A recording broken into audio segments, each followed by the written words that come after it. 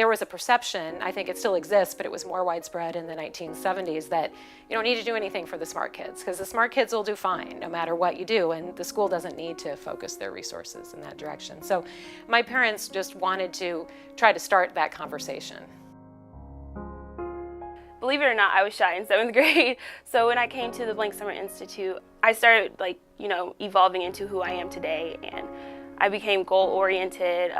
I was surrounded by people who had the same goal as I did, as be successful in school and just carry on the legacy of the Belin-Blank Center. Mike Blank's father was the one who started one of the first movie theaters in the city of Des Moines, but Mike Blank's innovation was adding popcorn to the movie experience, because he developed a way for the popcorn not to have an unpleasant burnt taste and smell. When you think about movies, popcorn is almost synonymous with going to the movies. And actually one time I was watching AMC, and there was Mike giving an award to Jimmy Stewart. And so, he was someone that had that much public exposure. Jackie is one of those people that seemed to know everybody in the state of Iowa on a first-name basis. She cared about people. Her willingness to give of her resources and of herself was something. When my parents moved to Des Moines in the 1950s, they became pretty fast friends with the Blanks within a few years.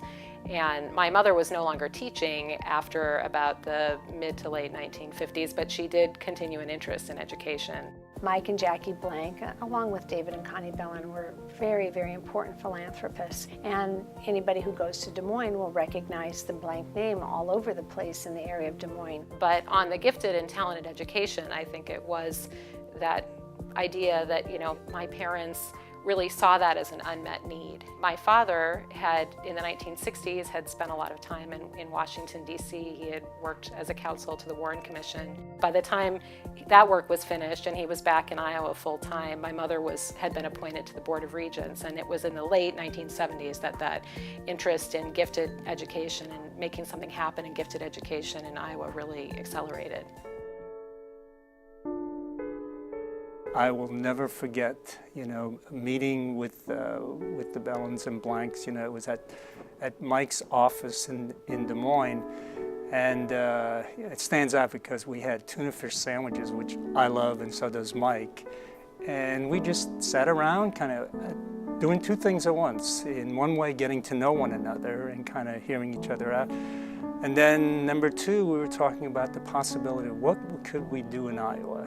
They were really dedicated to doing something in Iowa that would be very distinct, very groundbreaking. When it started, I remember my father talking about starting with the teachers, because one teacher who's trained to help work with gifted children can work with many children over the course of his career and possibly influence colleagues either in the same school or in the same school district.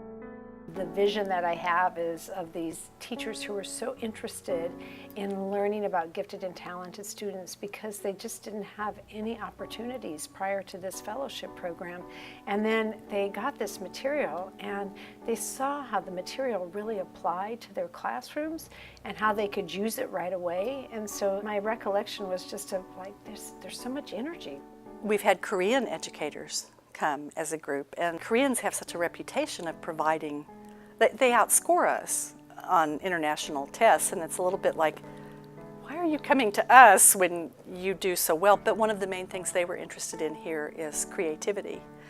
And so we would invite Claire Baldus to do presentations. One of them involved a piece of yarn, and two individuals come together and their wrists are joined by these pieces of yarn, and how are they supposed to disentangle themselves? And I can just see these individuals, trying to do this, and they had so much fun with us. I know that the research is important. I know that the kind of behind-the-scenes things are important, but when you actually see those kids with smiles on their faces, with a sense of belonging, with a sense of, I fit in here for the first time in their lives, that's pretty cool. And that can be second graders, that can be ninth graders, that can be college students that have that kind of aha moment when they come to the Belin-Blank Center.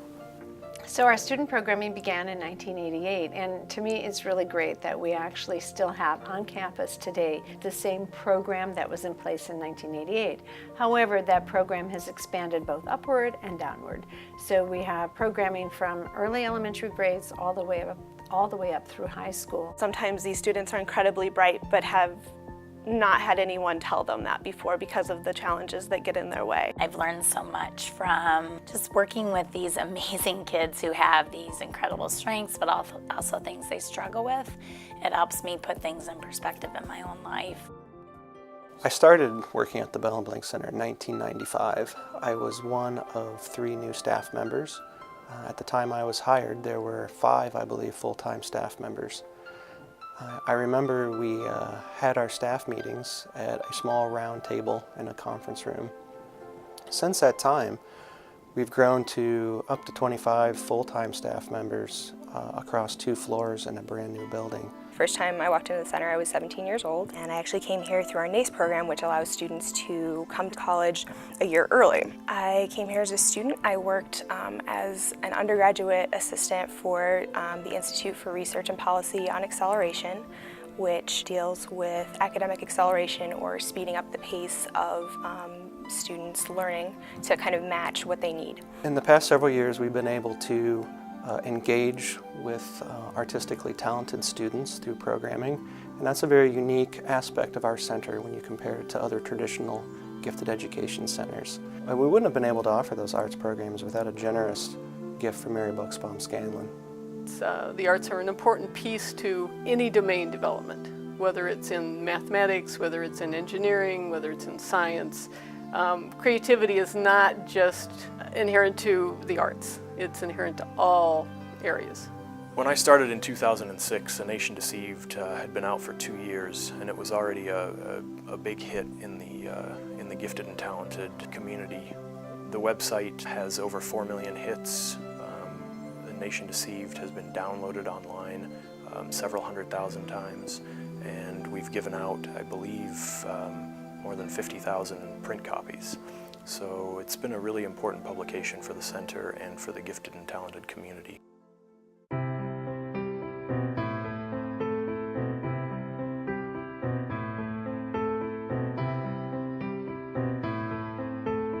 These are life-changing experiences for these kids, whether they're real young or college age. The kinds of things that we're able to do here with them, literally, it's life-changing. Former director Nick, when he hired me, Nick Langelo said to me, "Now when you quit having fun, let me know." Because that was a very important part of working here, is actually enjoying what you do and growing with the programs. Jackie Blank used to refer to the center as her happy place. And so I think that the first word that comes to mind is that we're a really happy place. And we're happy because we're trying new things. I like to say yes. I like to have people come to me with new ideas. I oftentimes will come with ideas of my own. And I like the synergy that makes us grow and do new things. I also love that we have a lot of freedom and a lot of flexibility. And I would say that that's because we have a really firm foundation upon which we're built. And that foundation goes back to what the philanthropists, what our benefactors gave to us when we first started out. And that was, here's an idea, take it, run with it, see what you can do with it. Jackie Blank said, we tossed a small pebble and it made a big splash. And indeed, we're still splashing away.